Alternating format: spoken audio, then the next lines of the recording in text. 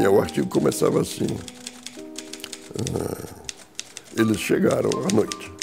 Eles chegavam por volta de 22 horas. Era a hora que o jornal estava começando a fechar. Subia no elevador, um jeito meio esquisito, de terno, tal, que você não sabia quem era, e perguntava, era o censor. O censor era muito mal visto, né? E ele sabia que não era bem, sabia. O clima com os censores era de muita... enfim, eles eram corpos estranhos mesmo. Você tinha no Estadão o GG, que cantava Strangers in the Night, que eram exatamente os estranhos na noite entrando lá na redação. Cantava algumas coisas, entre elas Strangers in the Night, eccentric glances, lovers in the night, a lover ever went in for in love, because he loved you.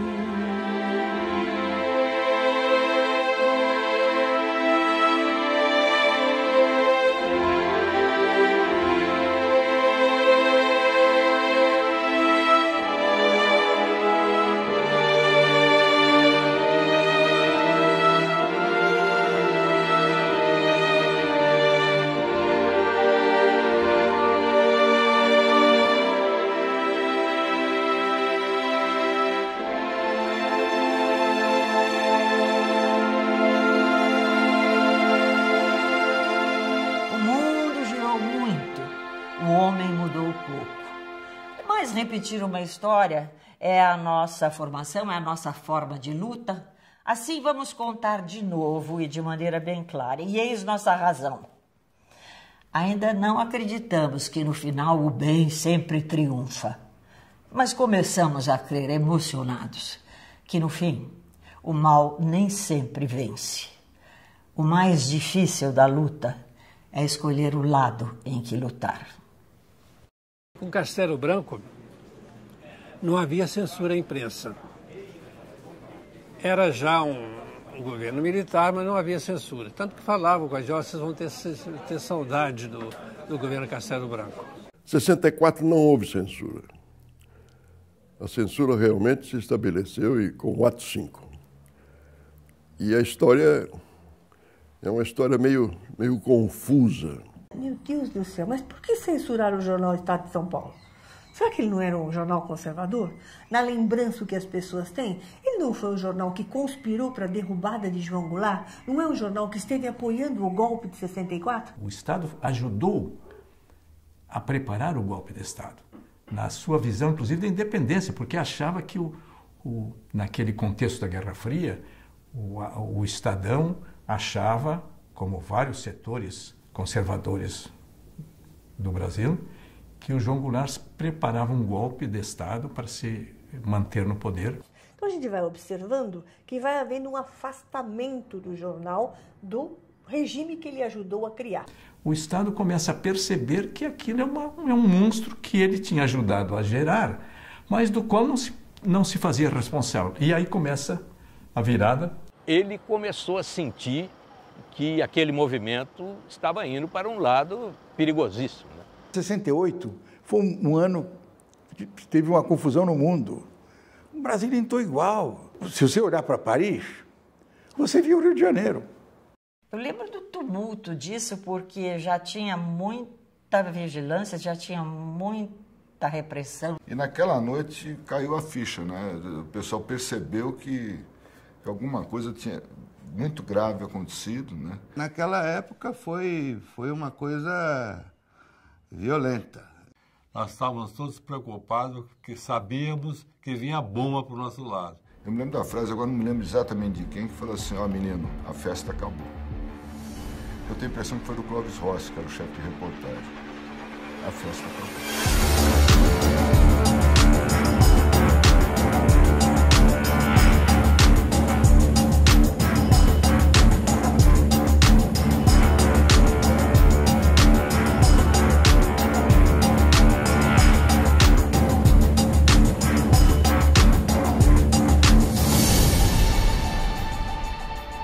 AI-5 foi o desespero total, né?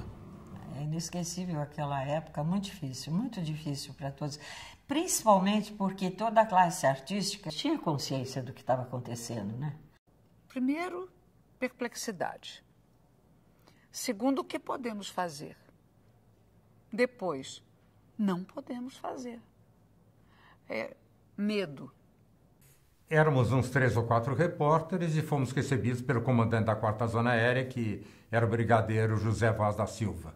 Ele fez um desabafo. Disse, olha, os mesquitas do Estadão passam a vida descendo pau nos militares e dizendo que não há liberdade no Brasil, que as notícias são censuradas, que nós vivemos uma ditadura, pois agora, com o ato 5, eles vão ver. Agora nós temos liberdade de fazer o que nós sempre quisemos fazer. A ditadura em si, perigosamente ridícula, que proíbe tudo. Inclusive, é proibido dizer que tudo está proibido, toma uma feição real e concreta a partir do ato institucional número 5, de 13 de dezembro de 1968. Considerando que todos esses fatos perturbadores da ordem são contrários aos ideais e à consolidação do movimento de março de 1964, obrigando os que por ele se responsabilizaram e juraram defendê-lo a adotarem as providências necessárias que evitem sua destruição, resolve editar o seguinte ato institucional. Fica suspensa a garantia de habeas corpus nos casos de crimes políticos contra a segurança nacional, a ordem econômica e social e a economia popular. Fica decretado o recesso do Congresso Nacional a partir desta data. Brasília, 13 de dezembro de 19... O ato AI-5 era realmente uma tentativa de organizar aquilo que estava caminhando por uma enorme desorganização. A gente tinha a sensação de que isso não era uma coisa brasileira. Não é assim, não vai, sabe, não vai acontecer, não é possível que isso se mantenha. Para nós soava de uma forma tão absurda, tão esquisito. Nós demoramos, alguns de nós demoraram um pouco para entender o que estava acontecendo e qual seria a amplitude disso. As pessoas ficam reclamando, dizendo, até criticando, com uma certa razão, mas a suspensão do habeas corpus não significava que você estava autorizando o Estado a punir pessoas ou fazer abusos contra os direitos humanos em alguém que estivesse sob a proteção do Estado. Jamais poderíamos aceitar que a violência, o arbítrio, a prepotência viesse a substituir o regime dessas franquias para a supressão do habeas corpus. Era coisa que não se podia conceber.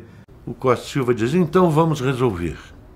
E o Ministério inteiro vota, alguns até feito imperadores romanos. AI-5, AI-5.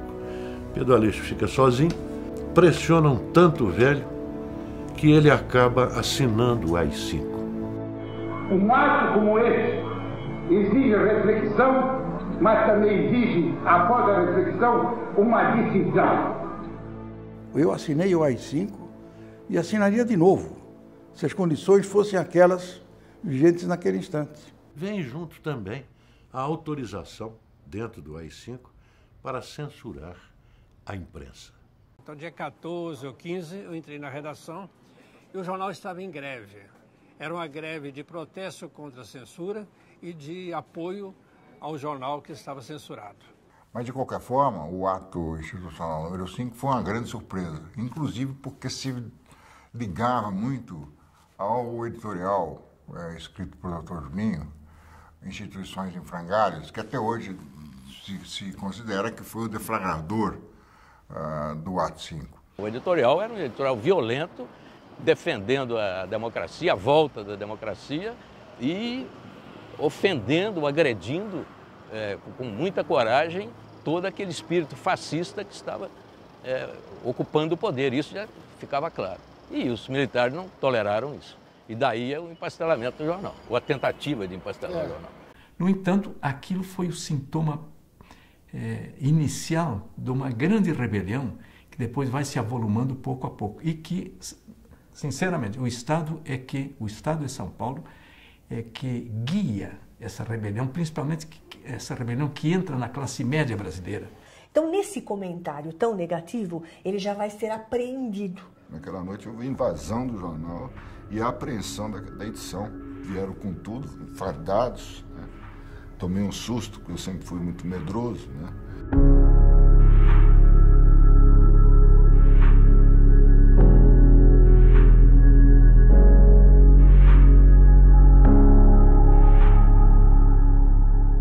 O importante é fixarmos na edição do dia 13 de dezembro de 68, antes da promulgação do ato 5. 8 horas da noite de sábado, o censor me telefona perguntando o que eu tinha no jornal.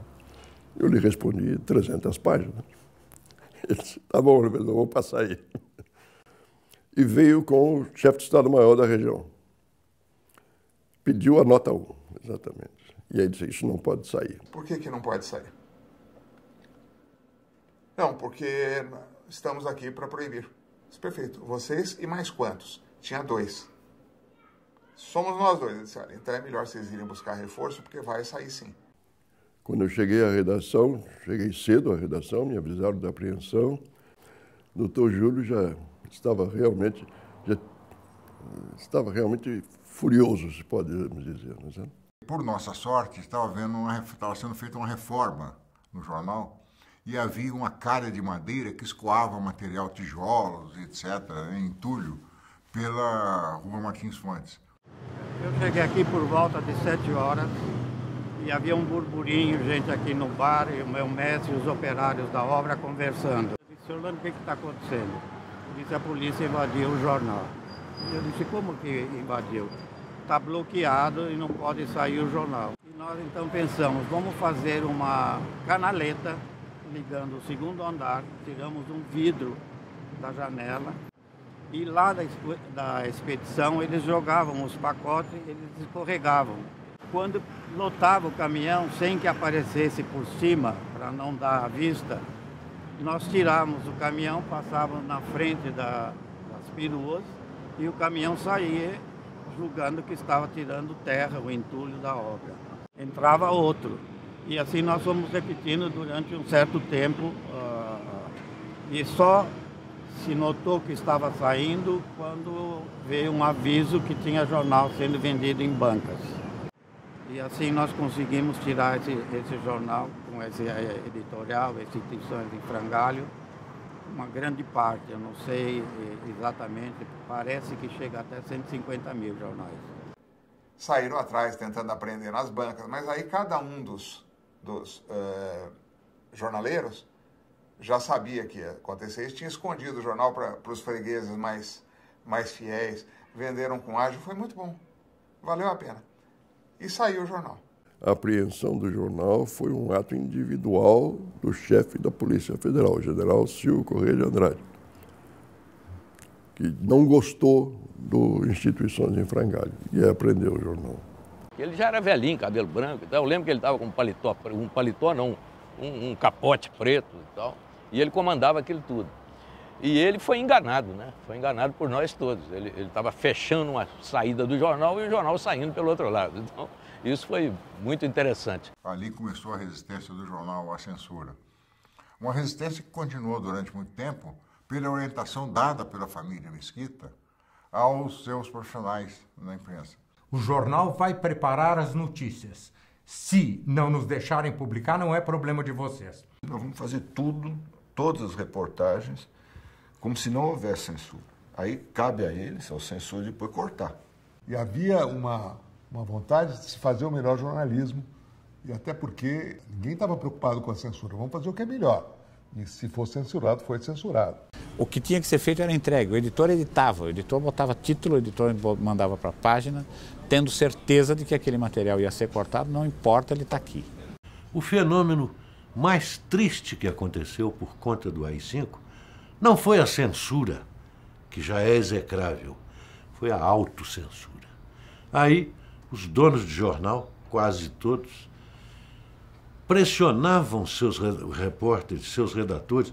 Essa notícia, isso vai prejudicar o fulano de tal, o ministro não vai gostar, o coronel tal não está gostando, vamos, não publica isso. Então a autocensura foi o pior que pudesse acontecer.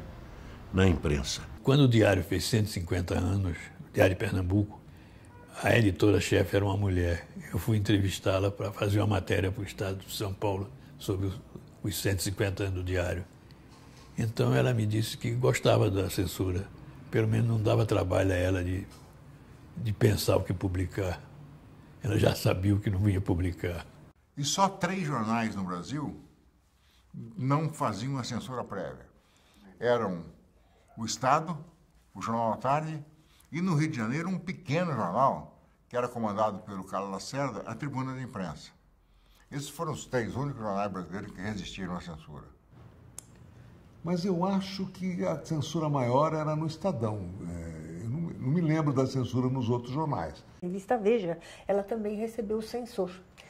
Então, entre 1972 e 1977, em momentos distintos, a revista recebeu. Ela não tem um censor direto, como o jornal Estado de São Paulo, está preso ali o tempo inteiro e fica dia a dia dentro do jornal, mas ela, na realidade, em alguns momentos, ela será censurada. A Veja seguramente deve ter sofrido pressões realmente pouco edificantes, mas com o Estado ele estava lá. Eu descia a matéria, ele que censurasse. Os outros atendiam o telefone e se combinavam lá com o pessoal da censura e tudo bem. O Estado nunca admitiu isso. A gente sentia que ali havia um respeito à informação, né? A gente sabia que ali se falava livremente e que os nossos chefes queriam a informação.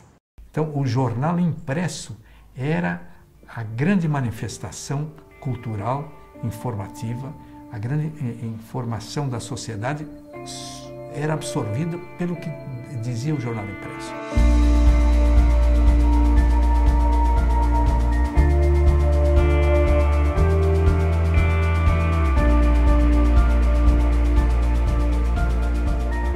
E sempre o Estadão aguentou, ele disse que não aceitava a autocensura, que se quisessem censura, pusessem censores, até que eles puseram. Fui convidado a falar com o chefe da Polícia Federal. Compareci e ele me disse, olha, a situação política está um pouco confusa. Os senhores publicaram hoje uma notícia pequena, era uma notícia de uma coluna, dizendo que o nome do general Ernesto Geisel está sendo considerado para a presidência. Como a situação está muito confusa, eu pediria ao senhor que não publicasse nada mais sobre a sucessão presidencial.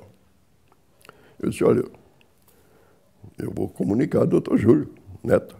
Vou comunicar ao doutor Júlio Neto o que o senhor está me pedindo. Fui e falei com o Júlio disse, não tem problema nenhum, não publica tudo, não é certo? Publica tudo. Esta foi a razão pela qual o censor invadiu a redação. E eu me lembro muito bem no dia que ele chegou, o primeiro que chegou. Foi lá. Ele entrou, quando ele entrou na redação, nós todos saímos. A isso nós chamamos da censura prévia. É o censor na redação, lendo aquilo anteriormente a nós, né, leitores, lendo aquilo que nós iríamos ler no dia seguinte e decidindo que isto não deve sair ou aquilo pode sair. Eles ficavam numa mesa ao lado da minha e faziam o corte marcavam com uma caneta vermelha, entregavam para mim. O censor olhava o flan. Flan era uma espécie de cartolina que estava todo o jornal. Era um bom leitor. Devia ser uma tarefa muito chata para ele, porque tinha que ler tudo e ele riscava o que não podia ser publicado. Eu cansei. Uma ocasião até troquei uma página inteirinha, porque eles censuraram 3 trechos, aí eu meti calhau total. Até foi repreendido pelo Júlio de Mesquita Neto. Ele falou, Gê, você é doidão, dá uma página toda. Eu falei, mas não teve jeito. Olha, eu acho que é muito interessante a gente perceber essa ideia do censor, né? Quem é esse censor? Eram assim, na paisana, tudo normal, bonitinho, bem arrumadinho, falavam bem. Os censores todos se identificavam como funcionários da Polícia Federal. Mas os 2 que chegaram, em primeiro lugar, eram funcionários do Departamento de Diversões Públicas do Estado de São Paulo. Você imagina, quer dizer, ele trabalhava como censor, ele destruía o meu trabalho. Mas é um estranho aqui. A sua função aqui é diferente, é para a função de censurar o jornal. Então você não pode ser igual a gente aqui, que está trabalhando com afinco para que a edição saia a contento. Eles traziam um livreto onde eles tinham todas as instruções, né? Todas as matérias, as possíveis matérias que o jornal iria divulgar, os assuntos, enfim, que estavam em pauta e que seriam proibidos. E eles constantemente abriam o livrinho e iam procurar, né? Eles não tinham muito, assim, autonomia, não tinha autonomia nenhuma, na verdade. Coitados, né? Você já imaginou que profissão desgraçada é essa? Um deles se dirigiu a eles, meu chefe me alertou que eu deveria ler com muita atenção, mas não só o texto em si, ele me disse, insistiu muito para que eu lesse nas entrelinhas. Onde é que ficam as entrelinhas?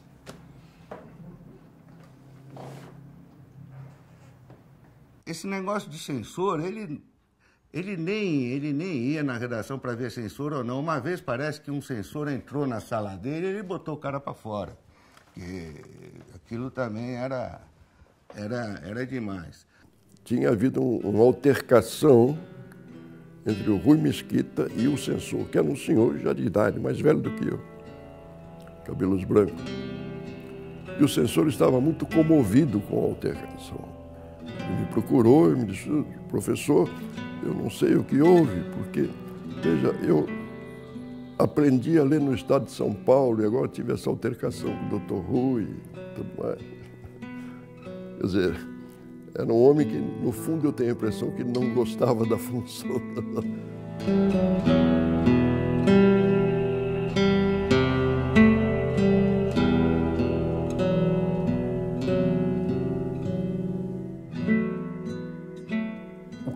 Se tentava fazer era algum tipo de resistência quando se implementou a censura.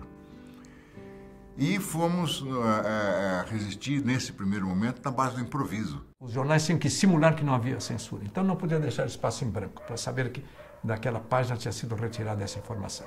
O Estado o que fez então? Contrariamente a todos os outros jornais, se põe outra informação mesmo. O Estado começou a publicar os Lusíadas de Camões. No Jornal da Tarde, publicar receitas de cozinha, insípidas receitas de cozinha, inventadas na hora, assim, 20 ovos, 2 quilos de farinha, 20 gramas de não sei o quê. Se junte 3 ovos e parava nos 3 ovos e o público ficava esperando a continuar e reclamava. Né? E foi assim durante um tempo. E aí uma sugestão feita pelo redator, que era o redator da Necrologia do Estado, ele tinha uma seção de sinofilia de cães, Antônio Camargo Mendes, sugeriu ao Júlio Mesquita Neto que fossem publicados os versos dos Lusíadas. O espaço censurado era um espaço fixo. Cabiam os versos do Camões, cabiam o que desse. E o público começou a telefonar, quem recebia os telefonemas era o Antônio Camargo Mendes, estranhando que, de repente, se cortava um canto, uma parte do canto se cortava no meio. Eu acho que a gente deve ter publicado os Lusíadas umas 2 ou 3 vezes, pelo menos. Você vinha lendo a notícia, não é que a reportagem inteira era censurada, não. Você vinha lendo a notícia e aí, depois de uma vírgula, entrava um pedaço de uma receita. E aquilo era uma aberração. Né? Até que, em certo ponto, eles censuraram a foto, que era uma foto do Ciro de Lima, deixando o Palácio do Planalto. Aí, nessa hora, eu virei para o Oswaldo e falei, Oswaldo, agora é samba, né? Ele falou, é mesmo. Aí fomos para um caixote onde se recolhiam os clichês de anúncio e chafurdamos lá e achamos esse clichê que era um anúncio da Rádio Eldorado chamando para um programa Agora é Samba. E botamos na página, a primeira página, Oliveiras aprovou e no dia seguinte o pessoal se assustou vendo aquele clichê completamente inusitado na primeira página do jornal. Foi um furor, né? Na primeira página do Estadão, que agora é Samba, eles estavam entendendo o que era aquismo, mas na verdade foi por causa do censor. Não queria que saísse a legenda Eu fui obrigado a tirar a legenda e a foto. Você burlava a censura assim, publicando coisas que pudessem chamar a atenção do público, mas que não estavam proibidas. Passava pelo censor. Um poema do Camões na primeira página. Mostrava para o leitor inteligente que alguma coisa havia ocorrido. É possível que boa parte do público não tivesse entendido. Mas, de qualquer maneira, nós marcamos a nossa posição. Porque não é possível que o povo seja tão ignorante que não vê aqueles poemas e via receitas, se não tinha alguma coisa atrás disso, que era um texto. Foi tirado o texto. Então, estava na cara que o jornal tinha sido censurado. A censura, durante os anos Médici, foi a pior possível, a mais execrável de todas, porque tudo era proibido. Pelo volume do índice do Estadão de censura, dá para ter uma noção do tamanho, da quantidade e da variedade de material censurado durante essa época. Era uma censura sobre fatos. Como me dizia um oficial do Exército, nós censuramos fatos que podem dar editorial. Mas a relação dos fatos censurados era realmente, às vezes, esdrúxula, não tinha o menor sentido. É que a censura não era só política. Primeiro havia, como a gente sabe, uma questão totalmente arbitrária, que ninguém nunca sabia o que passava pela cabeça do censor. De coisas que não tinham nada a ver. A gente falava, meu Deus, por que isso foi censurado? Né? Era o arbítrio. Quando se censura até a previsão do tempo, é sinal de que o país está numa coisa tenebrosa, só que falsamente vestida de tolice. Dependia do censor. Tinha um censor que considerava que ia censurar um monte de coisas, o outro, no dia seguinte, podia não censurar o que o outro tinha censurado no dia anterior. Era uma coisa absolutamente estranha. Por medo, por insegurança, o censor também pode cortar a mais ou cortar a menos. Então, nesse de cortar a mais, ele, por exemplo, pode extrapolar a própria ideia geral da censura. E aí, um dos censores tinha um medo desgraçado de que aprontassem outras coisas. Ele chamava Leonardo. Então, o nome Leonardo foi proibido. Não saía o nome Leonardo no O Estado de São Paulo. O pintor renascentista era Da Vinci. Não podia sair Leonardo, ponto. Porque ele achava que iam dar um jeito de fazer brincadeira com ele. Era muito engraçado isso. Então, os leitores eram privados de saber do que estava acontecendo na cidade, no país, no mundo, porque a ditadura não permitia. Ela tinha assuntos proibidos, assuntos e temas que eles não gostavam que fossem apresentados à população. Surto de meningite. Morreu gente como o diabo no país inteiro, em São Paulo principalmente.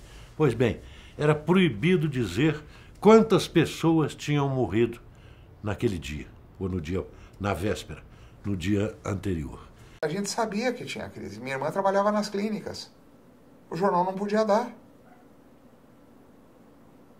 O jornal não podia publicar. Oficialmente não existia meningite. O jornal tinha informações, né, por fontes de médicos e tudo, mas isso era absolutamente negado pelo governo, porque não podia ter meningite no país maravilhoso, né, do ame ou deixa. Você precisava alertar a população, cuidados e tal. E a censura não queria que se dissesse que tinha meningite, para evitar tumulto, para evitar pânico na população. Como é que você não pode, né, avisar as pessoas que está tendo um surto de uma doença desse tipo na cidade onde você mora, onde você imprime o seu jornal? Quer dizer, não é para deixar ninguém com medo, é para as pessoas tomarem cuidado, ou se for o caso, se vacinarem. E por aí vai, quer dizer, não há critério. Isso mostra o estado de coisas a que chegamos. Até notícias sobre uma epidemia que atingia a população era considerada um assunto de segurança nacional.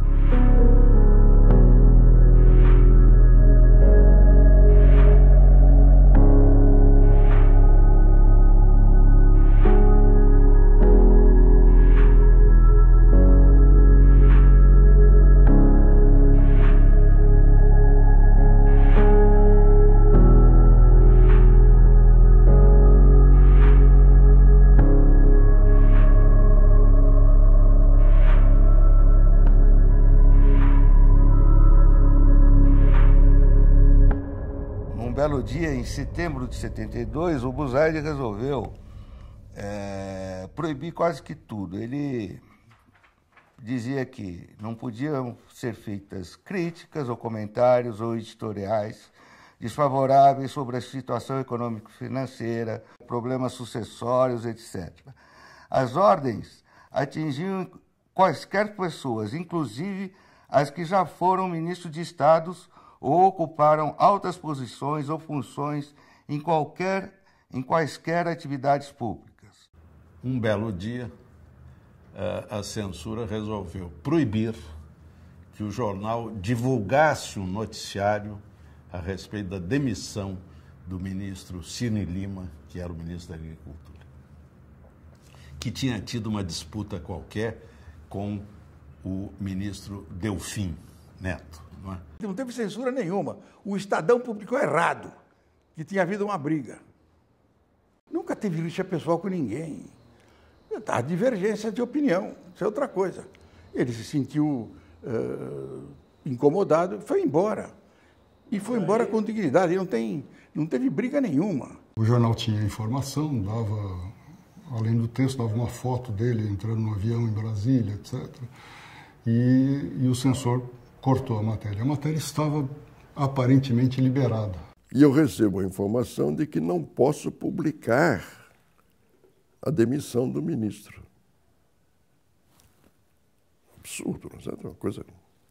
O ministro Cirne Lima, como se sabe, brigou com o Delfim Neto, pegou um avião da Força Aérea, colocou todos os assessores dos gaúchos dentro do avião e o avião, por algum motivo, tinha que parar em São Paulo.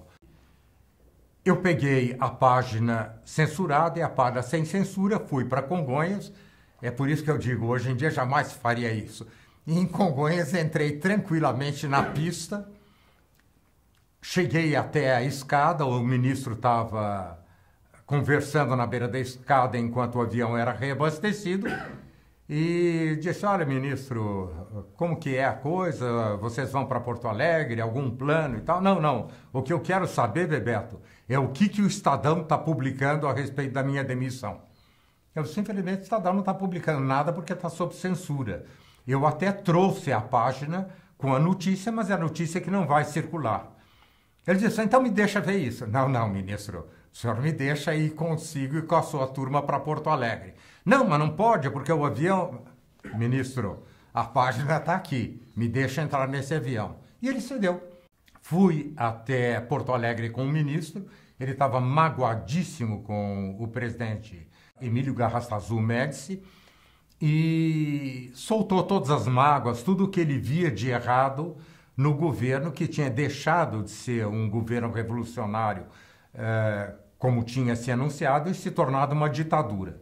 E eu peguei uma das melhores matérias da minha vida. Fiquei eufórico. Cheguei em São Paulo, o jornal não tinha publicado uma única linha. Qual não foi a surpresa nossa, porque no mesmo dia, no dia seguinte, todos os demais jornais brasileiros, todos, sem exceção de nenhum, divulgaram essa demissão, comentaram a demissão, falaram do ministro Delfim, falaram da disputa entre eles. Enfim, o assunto foi largamente coberto pela imprensa brasileira, menos pelo Estado de São Paulo e pelo Jornal da Tarde. Por uma perseguição da ditadura, nós éramos proibidos de publicar notícias que a imprensa concorrente tinha toda a liberdade de divulgar.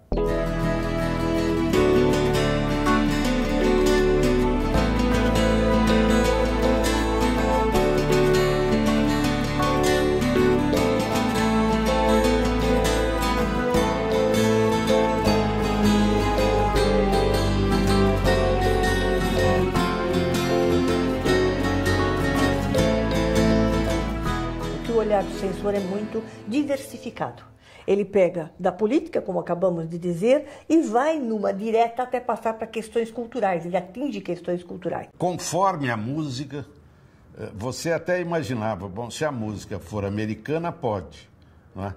Se a música for latino-americana, não pode, porque talvez ela seja cubana. Você vivia este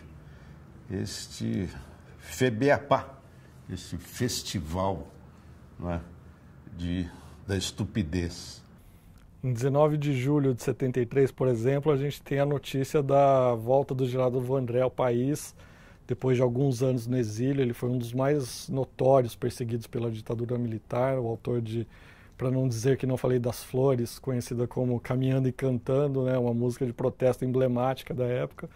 E quando ele voltou ao Brasil, o Estadão noticiou, mas o censor proibiu, e aqui foi publicado um poema de Camões no lugar dessa notícia.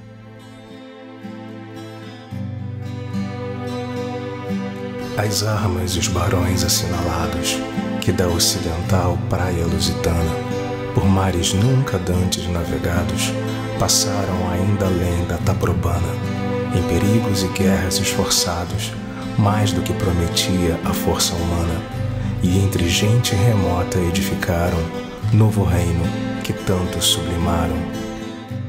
Acontecia de tudo, no teatro, no cinema, na televisão, no jornalismo. Se vivia uma época de muita criatividade.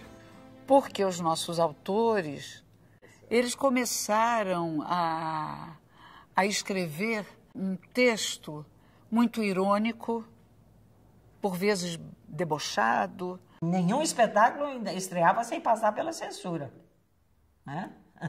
Também é mais ou menos a essa época que esses autores vão para a televisão, porque eles estavam com suas obras censuradas. O seu melhor estava censurado. Nessa época, Cassiano Gabos Mendes, esse brilhante diretor, que foi o primeiro diretor artístico da televisão no país e fantástico, ele recebeu uma orientação de tirar a Beth da novela, porque ela estava em liberdade condicional nessa época.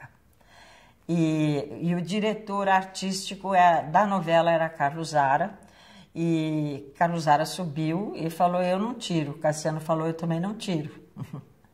A novela continuou até o fim, e depois do final da novela, a Beth foi julgada. Teve o julgamento dela, uma junta militar, e ela me perguntou se eu serviria, se eu faria testemunho. Eu fiz. Foi uma experiência traumatizante, mas inesquecível.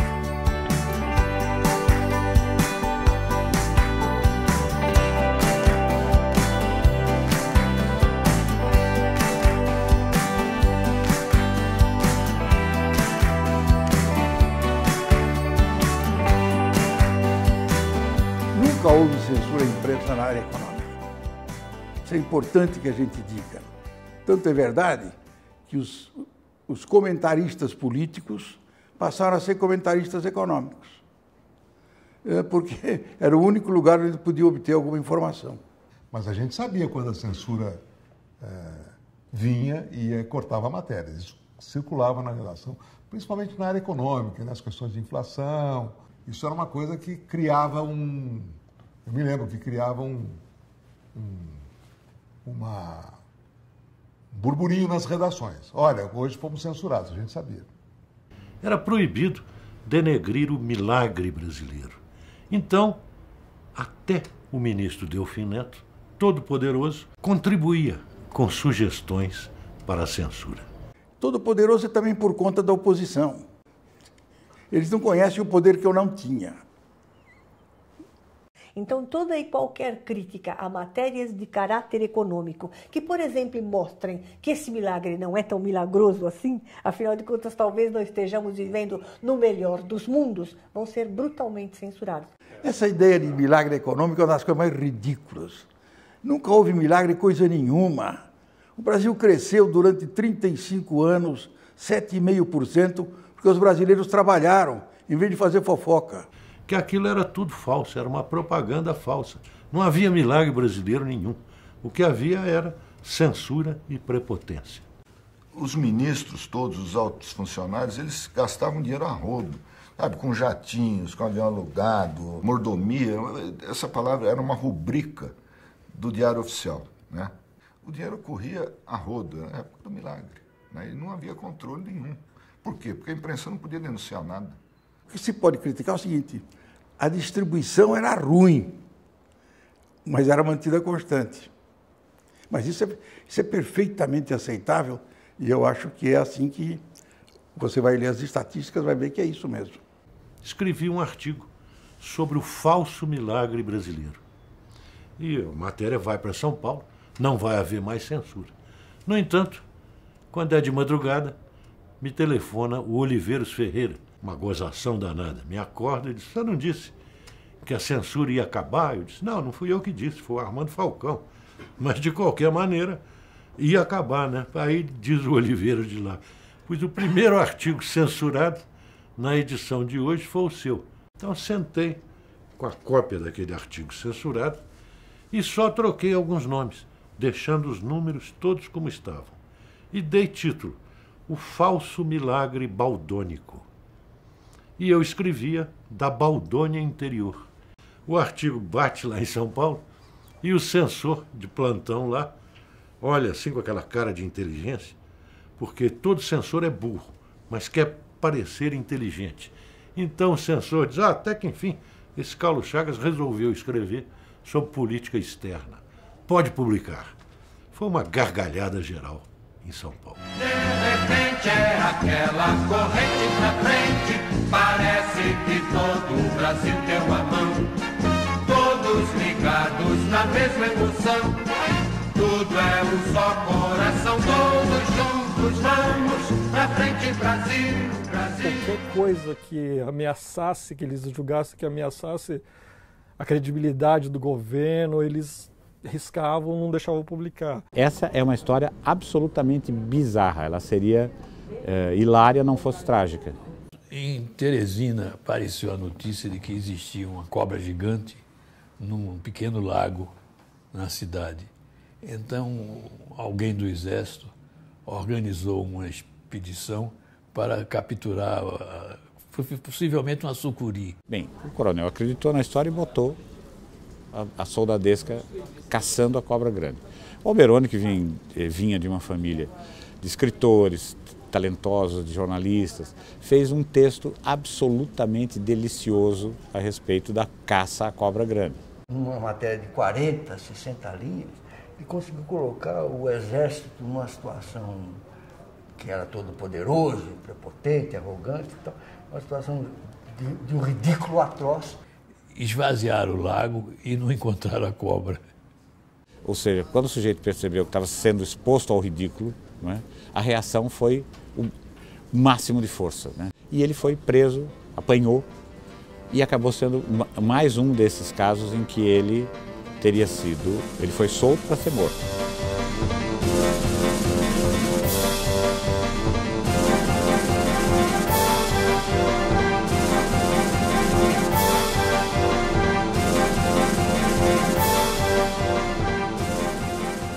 Toda vez que você fosse chamado, e era uma orientação dada aos repórteres, aos jornalistas do Estado de Jornal à Tarde, a polícia, por exemplo, para prestar depoimento em relação a algum texto, alguma matéria que você fizesse, a ordem era para que se dissesse que os responsáveis eram um dos mesquitas, os que dirigiam o jornal.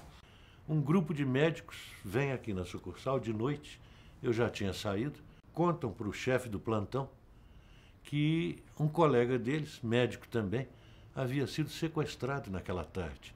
O médico era da esquerda. Aí o chefe do plantão redige uma notinha. Todo o nosso material já tinha ido para São Paulo. Fernando César Mesquita. Ele estava lá de plantão apenas. Redige uma notinha. Fomos procurados por um grupo de médicos, assim, preocupados com seu colega, que foi sequestrado por elementos desconhecidos. Não falou que eram da polícia, que eram do Exército, nada disso. Elementos desconhecidos. Pois bem, aquela notinha pequena, sai publicada, e daí a um dia eu recebo a visita de um sargento do Exército, fardado, com um papel, dizendo, está aqui um convite para o senhor ir depor num IPM, que foi aberto agora, depor no IPM, levando o autor dessa pequena nota. Foi chamado o diretor de Brasília e falou assim, não, isso aí não, com o doutor Júlio Mesquita Neto, ele que é responsável pelo jornal. E aí o Júlio Mesquita Neto, o Júlio Neto, como a gente chamava, foi chamado à Polícia Federal para prestar depoimento. Já que o responsável por Brasília não quis apresentar, então tem que ser o responsável por São Paulo. E lá fomos, o doutor Júlio e eu, ao quartel da região militar do 2º Exército, para que fosse tomado o depoimento dele. Para dizer, bom, quem é o responsável por essa notícia? Seu nome, Júlio Mesquita Neto, tal e coisa. O senhor é o diretor responsável do Estado de São Paulo? Ah, o responsável? Eu vou dizer sim. Oh, que bom, vai dizer quem é o responsável. O senhor está me perguntando, capitão, sobre quem é o diretor responsável pelo meu jornal? O diretor responsável pelo meu jornal não sou eu, não. Aí ele diz, é o ministro da Justiça, Alfredo Buzaide. Surpresa do coronel investigador. Perguntou para o meu pai se meu pai estava querendo ofendê-lo. Meu pai disse, não estou querendo ofender o senhor, é a realidade. Quem determina o que sai no jornal diariamente, não só no noticiário do dia a dia, como também nas opiniões do jornal, quem autoriza a publicação ou não é o ministro da Justiça. De forma que ele é o responsável, não sou eu. Neste momento, quem exerce o cargo de diretor responsável do jornal, que eu aqui simplesmente represento o jornal, mas não represento o cargo de diretor responsável, é o ministro da Justiça. Se o censor deixou passar, ele é o responsável. Não sou responsável, o responsável é o Buzaide. E, de fato, era o Buzaide, santo Deus. Em setembro de 72, o Rui mandou um telegrama para o ministro Alfredo Buzaide, o ministro da Justiça, comparando os atos deles aos atos de Hitler, de Mussolini e de Stalin, e dizendo que eles seriam cobrados pela história, que seriam punidos por isso. Naquele tempo, chamar o ministro da Justiça de nazista era já uma atitude raríssima no país, né? E ali a gente sentiu um certo orgulho ali naquele momento. Falando que estava envergonhado do país, envergonhado de tudo. Ele é uma coisa assim. Cheio de vergonha por ver meu país degradado a essa condição, subscrevo-me humilhado Rui Mesquita, diretor do Jornal da Tarde do Estado de São Paulo.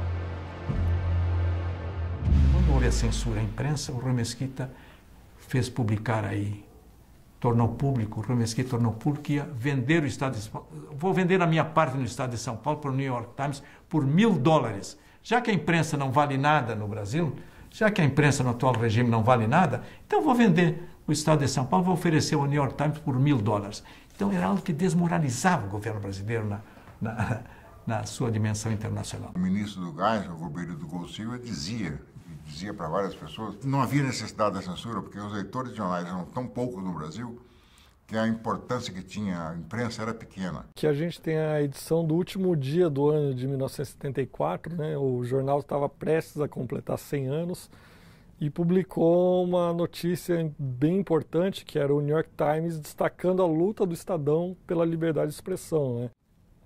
E você vê que, curiosamente, 5 dias depois dessa notícia do New York Times, a censura efetivamente acaba no Estadão. No dia 4, o censor não apareceu mais.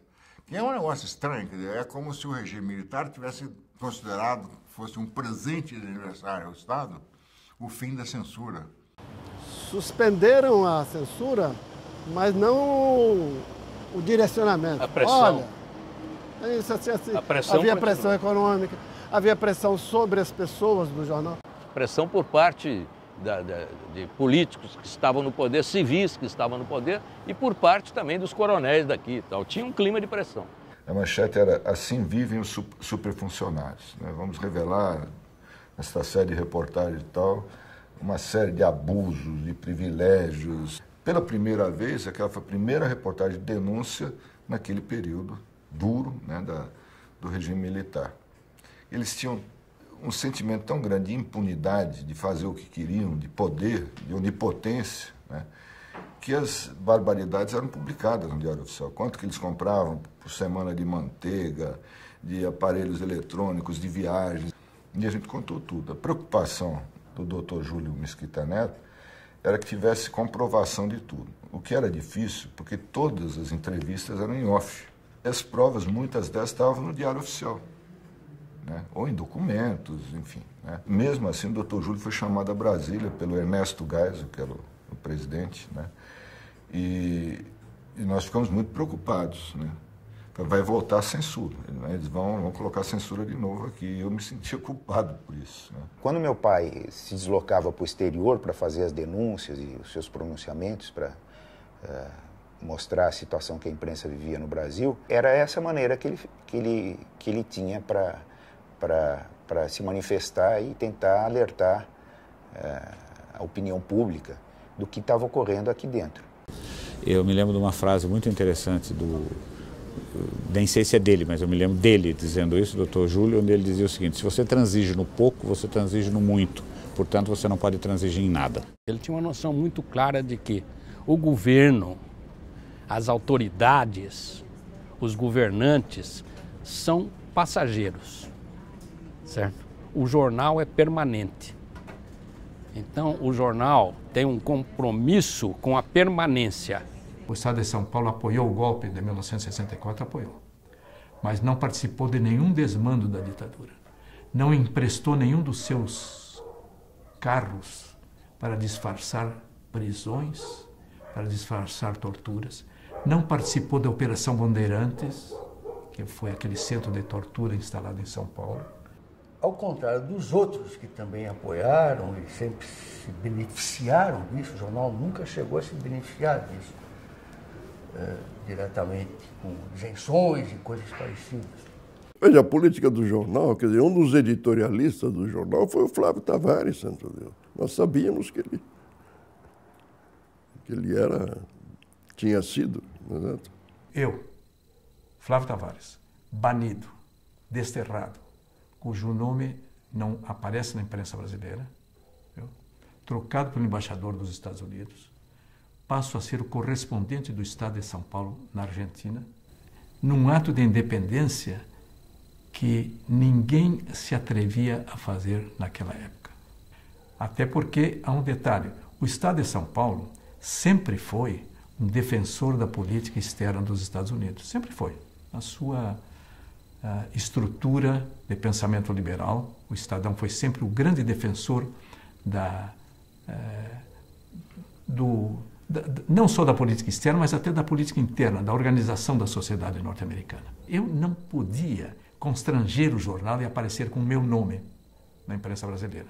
Então eu adoto para mim mesmo um pseudônimo de Júlio Delgado. E o Júlio Delgado ficou vários anos no Estado e na imprensa brasileira como sendo um personagem que ninguém sabia quem era, sabia que era um brasileiro que estava na Argentina, etc. Só que os serviços da informação sabiam quem era o Júlio Delgado. Eu me lembro que quando cheguei do exílio e quando o Júlio Mesquita Neto me convida, ou me dá a incumbência, não me convidou para ser editorialista político do Estado, ele disse: bom, doutor Júlio, eu não quero ser apenas um escriba. Ele disse: não, eu acho que nós temos até opiniões divergentes em muita coisa, mas nós temos uma coisa em comum, nós temos a mesma ética. Nós e você. Essa é a diferença grande que existia entre a família Mesquita e outros, digamos, proprietários de jornais no Brasil. Isso é uma tradição nossa, que a gente sempre, nunca nenhum de nós, até por herança recebida dos antepassados, pedimos carteirinha de identidade das pessoas em termos ideológicos. O ser humano é livre para pensar da maneira que queira, da maneira que queira conduzir sua vida.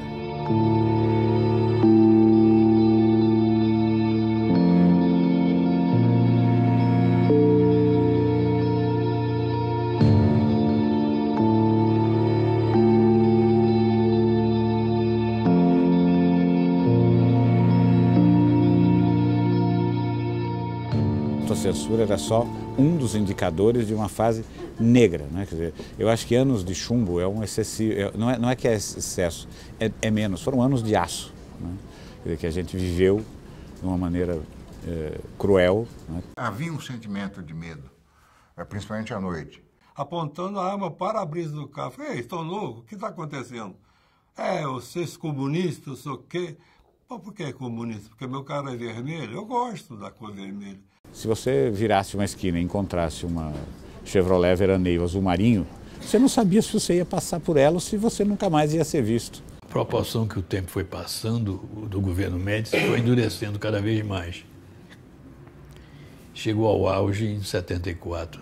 Foi o pior período em matéria de repressão, de censura, de tudo contra a liberdade. Na época, eles começaram, um pouco depois disso, a pegar jornalista mesmo. Não porque tivessem agido criminosamente contra os militares, mas porque pensavam contra os militares. Só isso. O simples fato de ser jornalista te transformava num alvo. Eles prenderam e soltaram, mas depois já começaram a matar.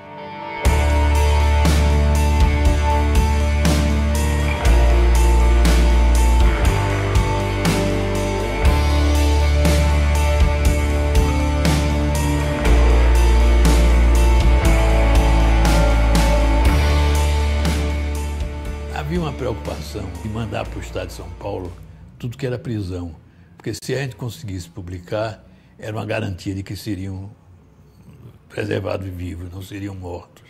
Boa parte do pessoal da sucursal do Rio foi preso e alguns barbaramente torturados, como o Maurício Azevedo.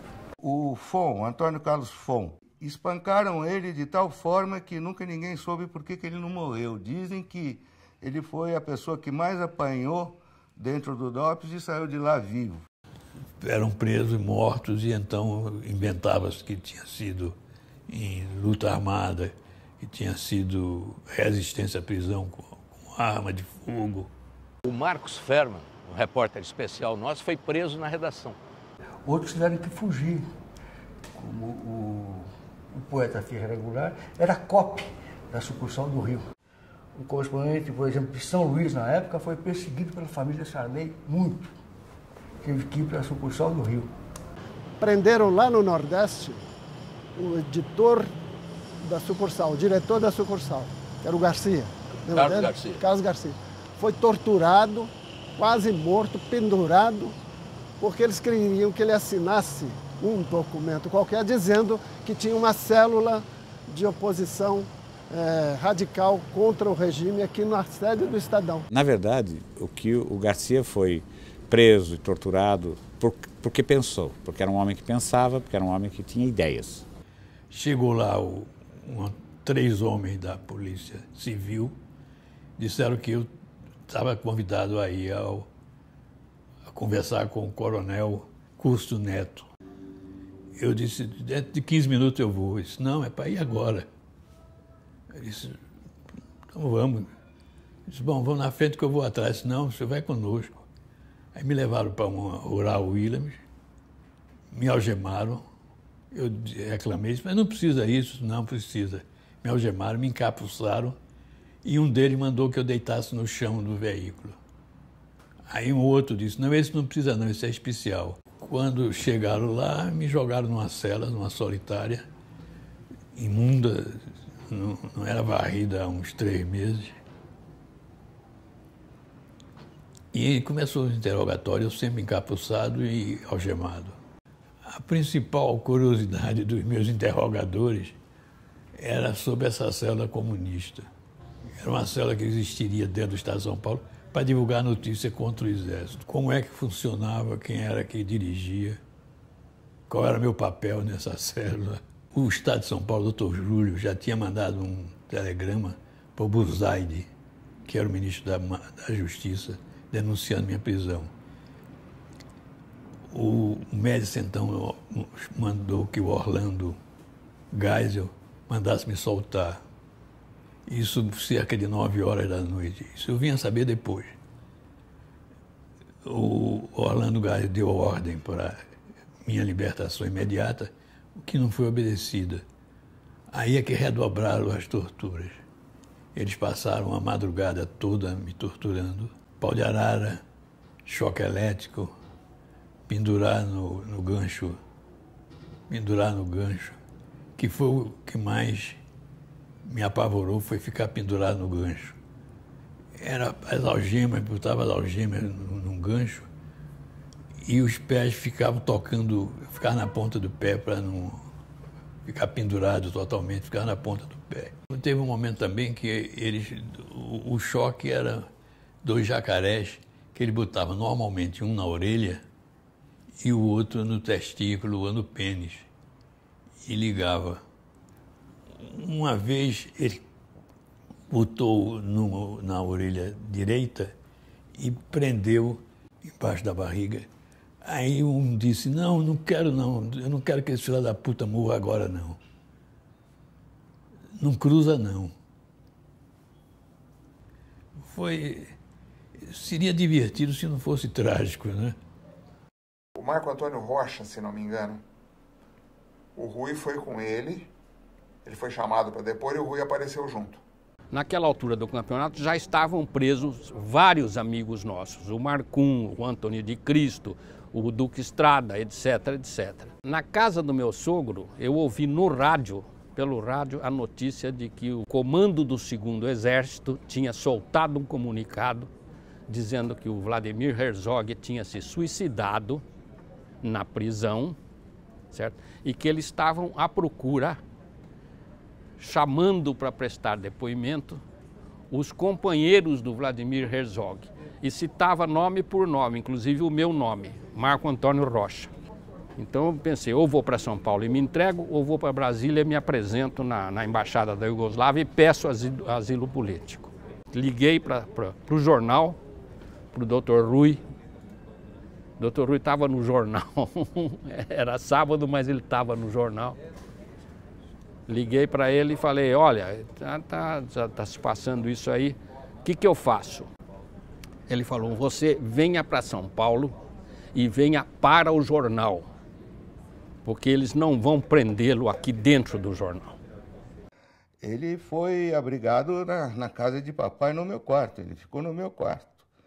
E papai foi pro DOPS acompanhando ele e disse pro militar lá de plantão que ele estava entregando e que no dia seguinte ele ia buscar e queria e fazia questão de que ele recebesse o Marquito da mesma forma que ele estava entregando. Aí o general, que isso, doutor Rui, mas não vai acontecer nada. Nós estamos querendo só que ele preste um depoimento aqui, não vai acontecer nada com ele, pelo amor de Deus, tal. Quem que o senhor acha que nós somos? Aí o Rui falou, eu não sei quem vocês são. O que eu sei é que um outro jornalista, colega dele, morreu ontem, aqui. O Vladimir Herzog entrou no mesmo QG, sozinho, e foi assassinado dentro do quartel. Eu recebi o telefonema do Fernando Pacheco Jordão, dizendo que tinha uma nota do sindicato comunicando e denunciando a prisão de vários companheiros, inclusive do Vladimir Herzog. Mas até aí não se tinha notícia do que tinha acontecido com o Vlado. Então a nota saía falando da prisão, mas não da morte. A tortura estava tão disseminada, da mesma forma como o uso do dinheiro público, também não havia controle nenhum, que todo mundo que era preso apanhava, que fazia parte do serviço. E eu acho que aí houve um acidente de trabalho, entre aspas, né, que bateram numa pessoa que não tinha força física, ele era muito frágil, Vlado, né, baixinho, frágil fisicamente e tal. Eu acho que ele não aguentou e morreu. Aí fizeram a farsa do suicídio, né, uma foto que você vê na hora que aquilo foi montado, né, para dizer que foi suicídio. A história é o sujeito se suicidar sem ter altura. Desculpe. Tem coisa que não acontece. A morte dele, ela se dá num contexto em que vários companheiros foram presos. Foi só o Vlado, né? Foi o pessoal ligado ao Partido Comunista, que tinha uma atuação política muito pequena naquela época. O Vlado não era, o Vladimir Herzog não era do partido, certo? Ele era, digamos assim, um simpatizante, mas ele não era membro militante do partido. E foi ele que morreu, certo? Isso provocou uma reação muito grande, né, a partir de São Paulo, mas no país inteiro, em que tiveram um papel importantíssimo o Audálio Dantas, presidente do Sindicato dos Jornalistas, ele e o Dom Paulo Evaristo Arnes, arcebispo de São Paulo, que organizaram, junto com James White, da Igreja Evangélica, e o Rabino Sobel, né, um ato ecumênico na Praça da Sé, que foi, a meu ver, o símbolo, né, da passagem da ditadura para a democracia.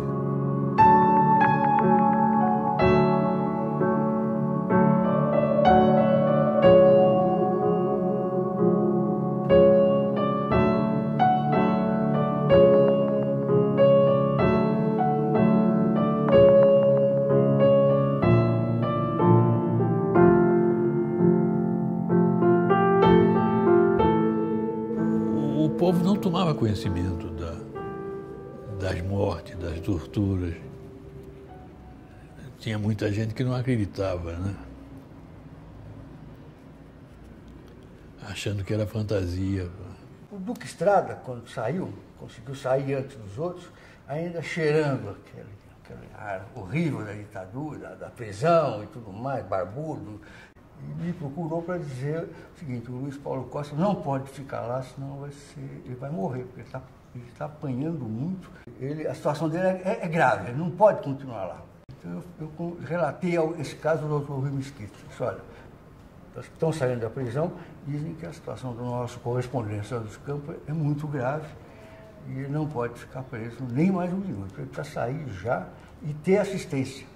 O Mesquita pegou o telefone e ligou para o ministro da Justiça. Foi dizer assim: olha, vocês soltem imediatamente, né, porque vocês vão ter um outro cadáver. E esse cadáver, esse aí eu sei que foi você, que foram vocês. O presidente Ernesto Geisel, general Geisel, veio a São Paulo. Nesse dia ele estava em São Paulo, né, chamou os militares, os comandantes aqui do Exército em São Paulo, o general Edinardo Dávila Melo. Falou: isso não pode se repetir, esse episódio não pode mais se repetir. Se isso acontecer, eu troco o comando aqui. Meses depois, uns 3 meses depois, chegou uma informação ao jornal de que um operário tinha sido morto nas mesmas circunstâncias, da mesma maneira, e que estavam abafando o caso, escondendo o corpo e que ninguém poderia saber disso. Saiu a matéria, sem muito destaque no dia seguinte, e aí as consequências foram... o Geisel demitiu o comandante, o general Edinardo Dávila Melo, né?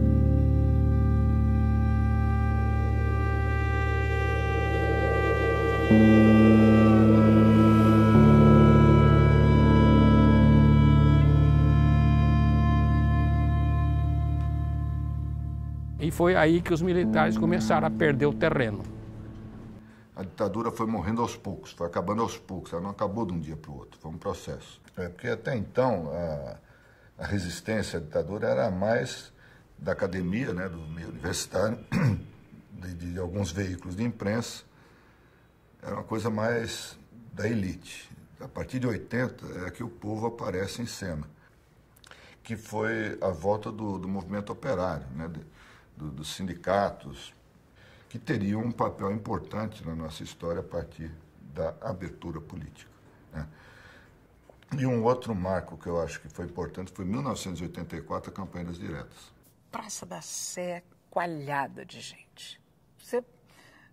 É porque eu estava em cima do palanque. Se eu fosse lá embaixo, acho que se eu levantasse um pé, não colocava mais ele no chão. Todo.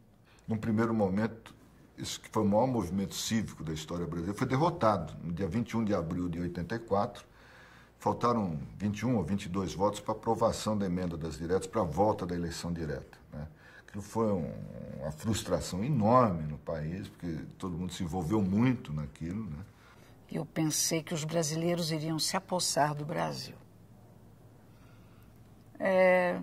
Que é melhor do que estava antes, com certeza. Mas ainda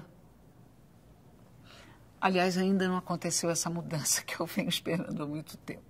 Levamos 5 anos para voltar a votar para presidente, né?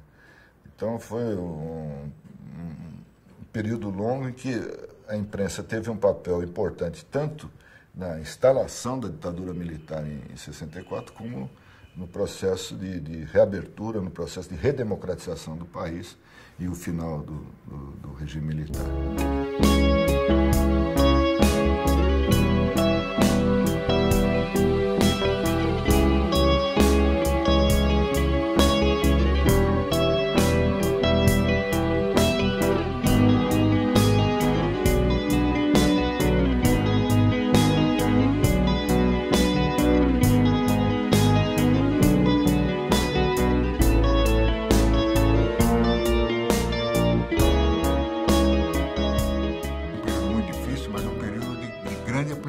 Para todos nós. Essa gente na rua e o panelaço é consequência do empoderamento da sociedade. Mas isso é democracia. Liberdade e democracia, não cabe nelas nenhum tipo de adjetivação. Liberdade é liberdade, ponto.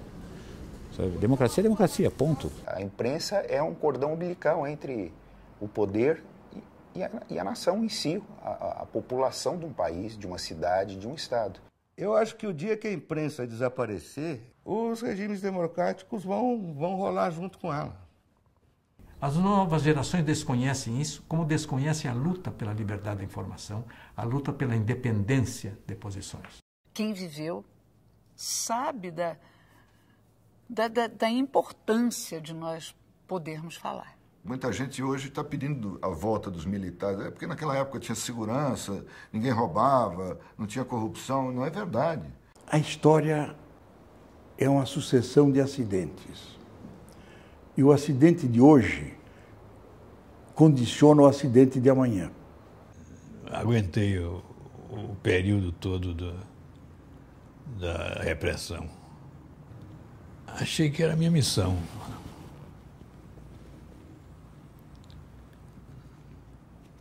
Talvez isso pareça bobo para algumas pessoas, mas para mim era importante, para burro.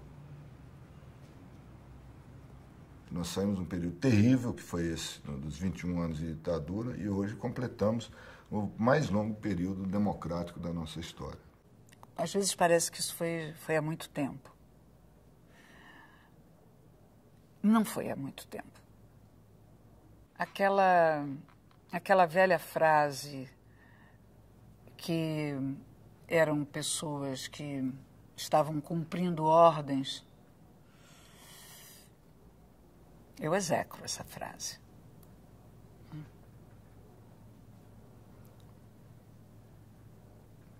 As ordens existem também para não serem cumpridas.